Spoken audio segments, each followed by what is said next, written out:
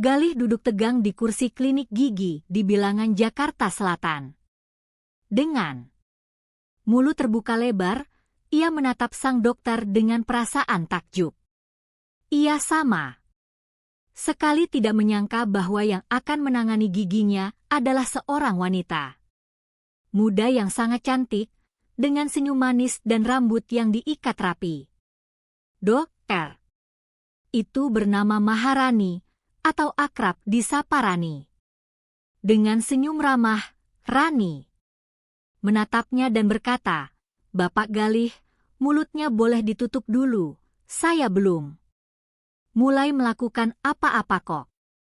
Begitulah awal mula perkenalan mereka. Galih adalah seorang manajer proyek di sebuah perusahaan kontraktor, sedangkan Rani adalah seorang dokter gigi yang sukses. Benih cinta tumbuh, mereka mulai berpacaran, dan akhirnya memutuskan untuk menikah. Di awal pernikahan, mereka hidup sederhana di sebuah rumah kontrakan yang rapi, hingga putra pertama mereka, Bima, lahir ke dunia. Rani mengambil cuti melahirkan, dan otomatis Galih menjadi tulang punggung keluarga. Uang yang dihasilkan Galih nyaris hanya pas-pasan untuk memenuhi kebutuhan sehari-hari. Pemikiran pribadi, disinilah letak ketimpangan pertama mulai terlihat. Galih, meski seorang manajer, tampaknya tidak memiliki manajemen finansial yang cukup kuat untuk menopang keluarganya tanpa bantuan istrinya. Melihat kondisi ini, orang tua Rani yang tinggal di kampung halaman mereka di Garut, Jawa Barat, mengundang putri dan menantu mereka. Dengan wajah penuh kasih, mereka mengumumkan bahwa mereka baru saja menjual tanah dan rumah tua peninggalan keluarga di desa. Uang hasil penjualan itu ingin mereka berikan kepada Rani dan Galih agar bisa membeli rumah sendiri di Jakarta atau sekitarnya. Namun, sang ayah menambahkan satu syarat yang tegas, rumah atau apartemen yang dibeli nanti harus bersertifikat atas nama orang tua Rani. Hanya untuk jaga-jaga, enduk, ucap ayahnya lembut namun penuh makna. Analisis. Insting orang tua sungguh luar biasa. Dalam budaya Indonesia, orang tua sering kali memiliki firasat yang tajam tentang menantu mereka. Keputusan ini kelak menjadi penyelamat hidup Rani. Ketika Galih pulang kerja, Rani menyambutnya dengan antusias.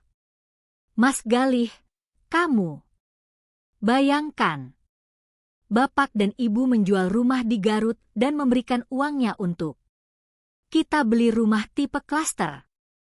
Wajah Galih langsung semeringah. "Wah, berita luar biasa, sayang. Benar-benar super. Aku tidak menyangka mertuaku sebaik itu. Jadi, kapan kita mulai survei rumah?" Rani tertawa kecil. "Kamu ini cepat sekali. Kita harus tentukan daerahnya dulu, Mas. Biar dekat dengan kantormu, dan nanti gampang cari TK atau SD buat Bima. Ayo kita hubungi agen properti." Galih mengangguk setuju dan bertanya, "Kira-kira uangnya cukup untuk rumah tipe apa?" "Aku harap minimal yang punya 2 kamar tidur." "Semoga saja, tergantung rezeki kita," jawab Rani. Namun, Rani menahan diri untuk tidak langsung menyebutkan syarat dari orang tuanya. Mereka beruntung mendapatkan agen properti yang cekatan. Uang tersebut ternyata cukup untuk membeli sebuah rumah klaster 2 kamar yang asri di kawasan Depok. Galih menggosok-gosokkan kedua tangannya dengan penuh semangat. "Nah, kapan kita tanda tangan akta jual beli, AJB, dan balik nama sertifikatnya? Rani terdiam sejenak, tampak ragu. Mas, aku belum bilang. Orang tuaku memberikan uang itu dengan satu syarat. Sertifikat hak milik SHM rumah ini akan diurus atas nama mereka. Loh, kenapa begitu? Nada suara Galih langsung meninggi, raut wajahnya berubah. Masam. Ya, mereka maunya begitu. Uang itu kan milik mereka. Bapak dan ibu sudah konsultasi dengan notaris dan disarankan seperti itu. Jelas Rani hati-hati. Dengan ego yang terluka, Galih menjawab sinis, "Oh, kalau begitu, kalau mereka tidak percaya padaku, aku tidak sudi tinggal di sana." Perasaan, sikap defensif. Galih ini sangat manipulatif. Pria yang tulus tidak akan mempermasalahkan nama di selembar kertas jika tujuannya murni untuk tempat tinggal keluarga. Rani mendekati suaminya, memeluknya dari belakang, dan berbisik lembut, "Mas Galih, jangan marah begitu. Kita kan saling mencintai. Kita juga tidak punya rencana untuk bercerai, kan? Ya iyalah kita saling cinta. Tentu saja kita tidak akan cerai," gerutu Galih. "Nah, ya sudah. Jangan merajuk.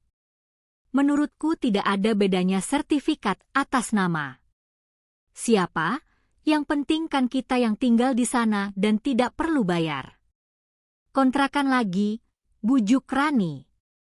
Akhirnya mereka sepakat. Pembelian rumah diselesaikan, dan mereka pun pindah. Rumah itu dalam kondisi bagus, mereka hanya perlu mengecat ulang dan sedikit merenovasi. Tak lama, Bima mulai masuk taman kanak-kanak, dan Rani kembali membuka praktiknya. Kini, kondisi finansial keluarga jauh lebih stabil, bahkan berlebih. Beberapa waktu kemudian, Galih datang dengan sebuah ide. "Rani, aku punya usul. Ibuku punya sebidang tanah kosong di kawasan Puncak, Bogor. Daripada terbengkalai, bagaimana kalau kita bangun villa atau rumah singgah di sana? Pemandangannya bagus, udaranya sejuk, dekat sungai." Rani mengernyitkan dahi. "Mas, kamu bercanda?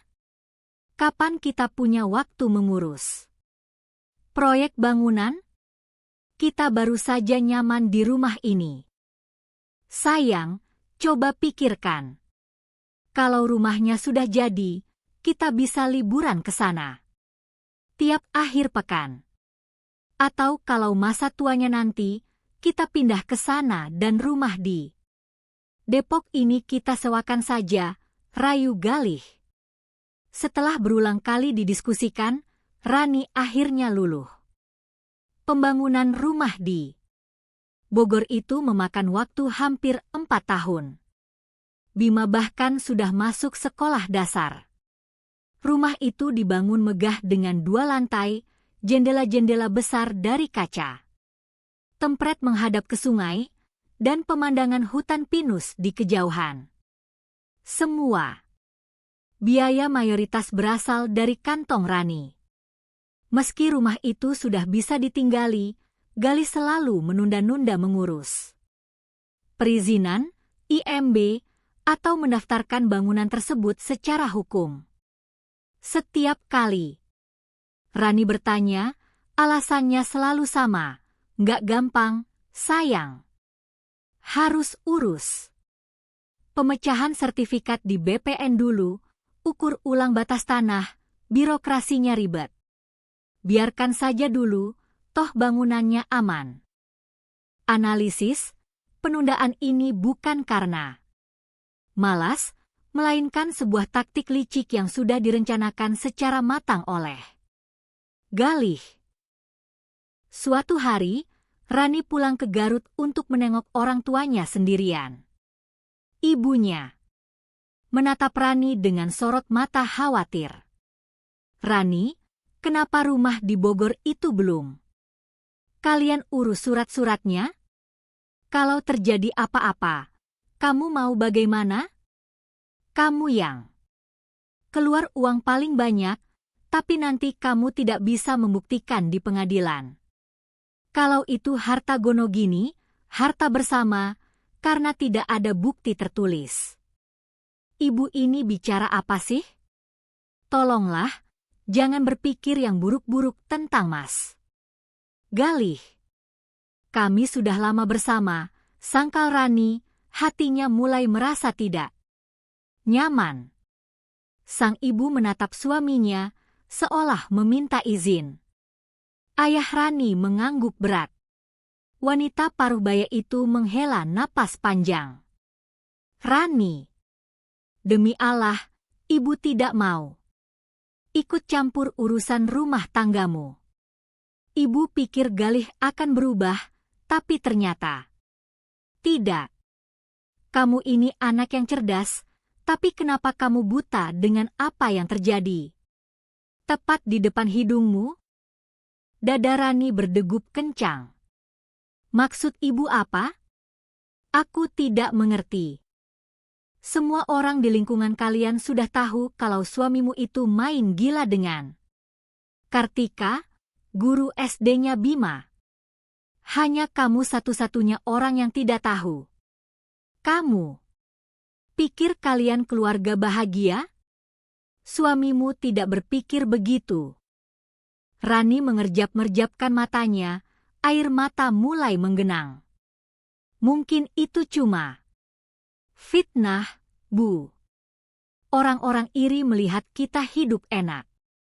Kalau Mas Galih punya wanita lain, dia pasti sudah bilang padaku. Perasaan kenaifan Rani di sini membuat dada sesak.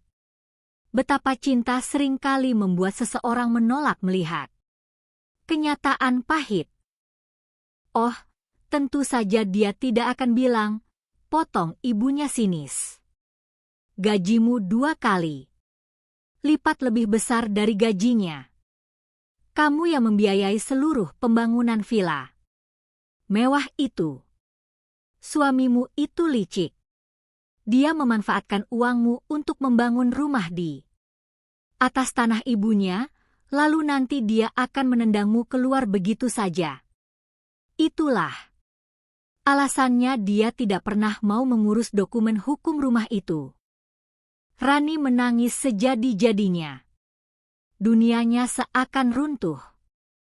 Bu, bagaimana kalau yang ibu bilang itu benar?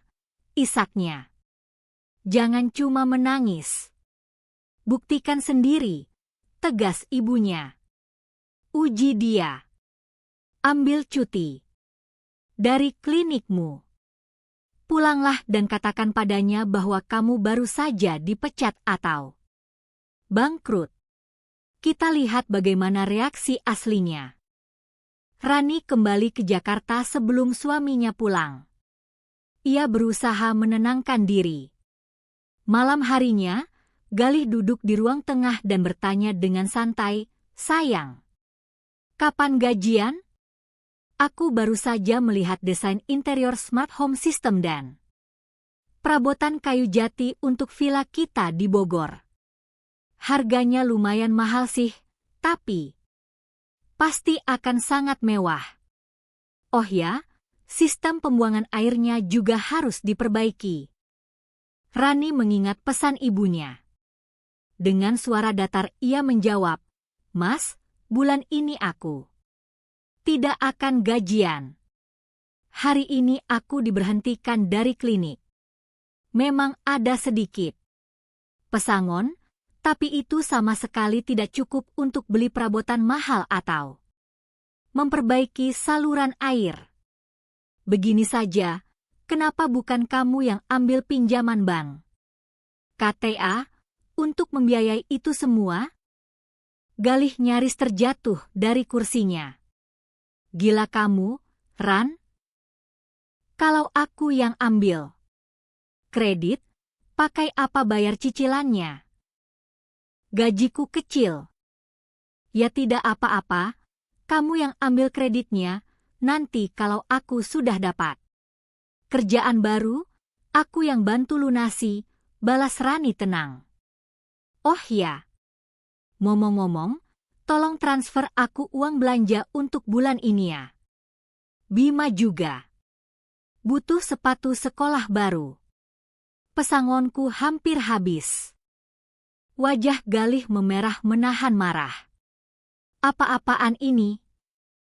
Jadi sekarang aku yang harus keluar uang untuk belanja dapur dan keperluan anak. Mendingan kamu cepat cari kerjaan baru sana. Rani menatapnya tajam. Mas, selama 4 tahun kita bangun rumah itu, pernahkah aku mengeluh dan minta uang padamu? Tidak. Sekarang, tolong dong bertindak sebagai suami, keluarkan uangmu untuk keluarga kita. Aku nggak punya uang, bentak Galih sambil berdiri kasar. Tahu nggak? Aku mau pergi ke Bogor saja, mau tinggal di sana. Kamu pikirkan saja sendiri bagaimana caramu cari kerja. Galih pun pergi meninggalkan rumah malam itu juga. Pemikiran pribadi. Di titik ini, karakter asli Galih terbongkar sempurna. Cinta.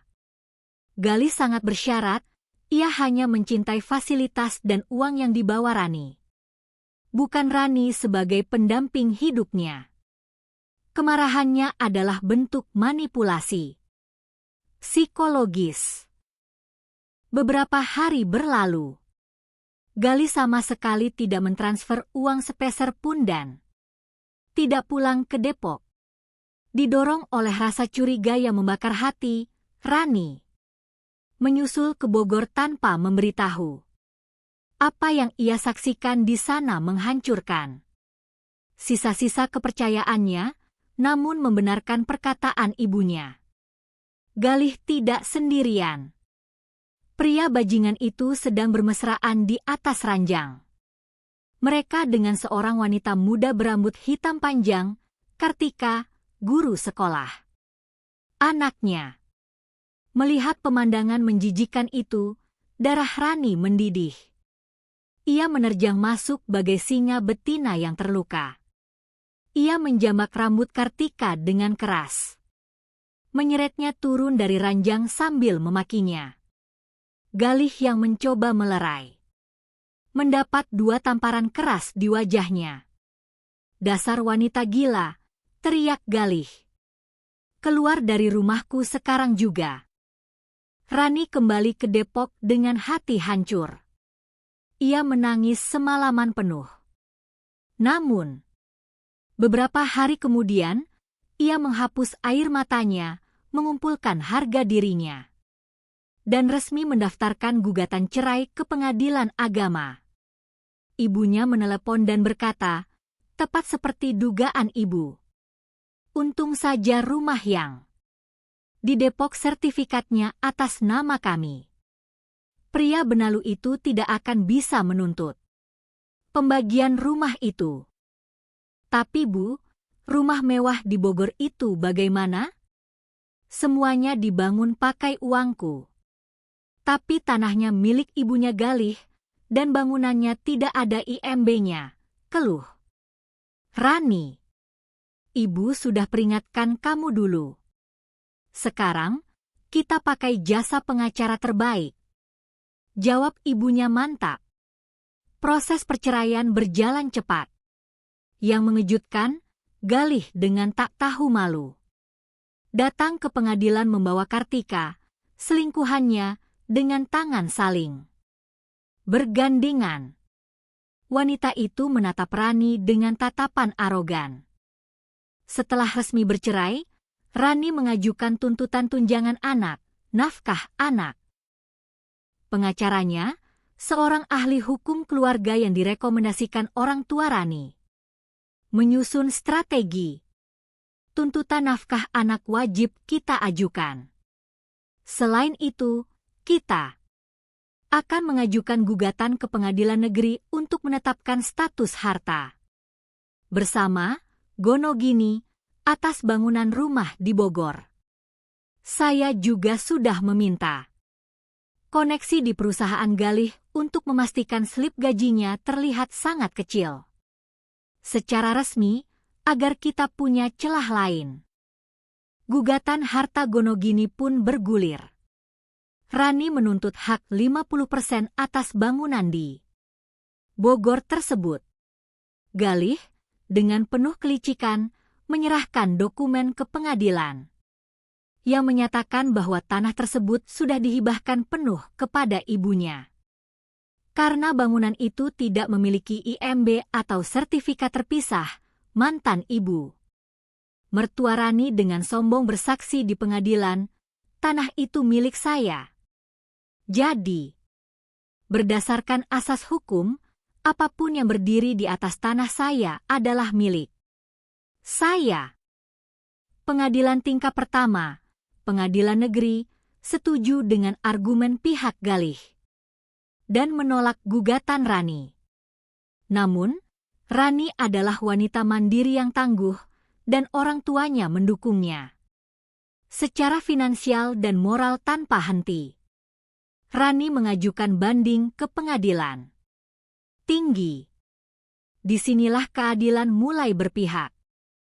Hakim pengadilan tinggi membatalkan putusan pengadilan negeri.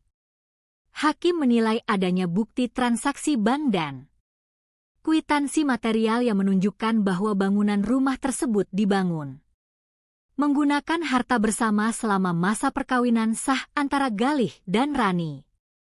Pengadilan tinggi memutuskan bahwa 50% nilai bangunan rumah itu adalah hak mutlak milik Rani. Tidak terima, Galih dan ibunya mengajukan kasasi ke Mahkamah Agung. Namun, Mahkamah Agung menolak kasasi mereka dan menguatkan putusan pengadilan tinggi. Setengah dari rumah mewah itu resmi menjadi hak Rani secara hukum. Galih menelepon Rani, suaranya bergetar karena marah. Ini tidak masuk akal. Kamu dapat apartemen di Depok utuh, dan sekarang mau setengah dari rumahku. Juga, maruk sekali kamu jadi perempuan. Rani tersenyum dingin di seberang telepon. Itu adil. Kamu jangan berani-berani. Sebut rumah di Depok, itu dibeli pakai uang orang tuaku. Sedangkan villa di Bogor, itu dibangun dari keringat dan uangku. Terus kamu mau apa dengan setengah hak atas rumah itu? Toh kamu juga tidak sudi tinggal di sana, kan? Ejek Galih. Oh, kita lihat saja nanti, Mas Galih, jawab Rani dengan nada mengancam yang elegan. Kalau aku mau, aku akan tempati rumah itu. Aku akan bangun tembok besar di tengah-tengah rumah untuk membaginya jadi dua. Aku akan buat pintu masuk terpisah. Aku akan pastikan setiap hari kamu dan selingkuhanmu melihatku di sana. Aku akan buat hidup kalian tidak tenang dan jauh dari kata indah. Dasar wanita iblis. Kamu tidak akan berani melakukan itu, maki Galih panik. Lihat saja nanti, mantan suamiku sayang. Aku sangat berani. Jadi, bersiap-siaplah. Rani menutup telepon. Galih benar-benar syok dan gemetar menyadari sejauh mana mantan istri yang dulu ia bodohi bisa bertindak.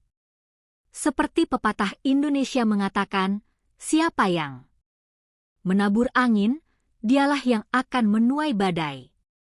Galih ingin bersenang-senang, menikmati harta istrinya, namun kini ia harus menanggung akibat dari kelicikannya sendiri. Analisis dan kesimpulan pribadi, kisah ini adalah representasi sempurna dari Pepatah bahwa cinta itu buta, tetapi hukum harus melihat. Pemindahan latar ke Indonesia memberikan nuansa kultural yang kuat, terutama mengenai peran orang tua dalam menjaga aset keluarga dari menantu yang memiliki niat buruk, fenomena yang sangat lazim di masyarakat kita. Kebijaksanaan orang tua Rani untuk menggunakan nama mereka pada aset pertama adalah langkah risk management yang brilian. Galih adalah manifestasi dari maskulinitas yang toksik dan oportunis. Ia menggunakan manipulasi emosional. Kalau kamu cinta, kamu percaya padaku, untuk mengeruk harta Rani. Kegagalan Galih terletak pada kesombongannya sendiri. Ia berpikir dengan menunda legalitas, IMB, SHM, ia bisa menguasai aset secara sepihak. Namun, hukum Gonogini di Indonesia, Pasal 35 UU Perkawinan, secara tegas mengatur harta yang didapat selama pernikahan adalah milik bersama, yang akhirnya dimenangkan oleh Rani berkat jejak rekam finansial yang kuat. Perasaan puas dan lega sangat terasa di akhir cerita. Transformasi Rani dari seorang istri yang naif dan mudah dibodohi menjadi sosok wanita perkasa yang sadar hukum adalah inti dari cerita ini. Kemarahannya valid dan balas dendamnya dilakukan dengan sangat elegan melalui jalur hukum. Kisah ini mengajarkan satu hal penting bagi setiap pasangan: kepercayaan dalam pernikahan adalah hal utama. Namun melindungi hak secara hukum dan finansial bukanlah bentuk ketidakpercayaan, melainkan bentuk kecerdasan hidup.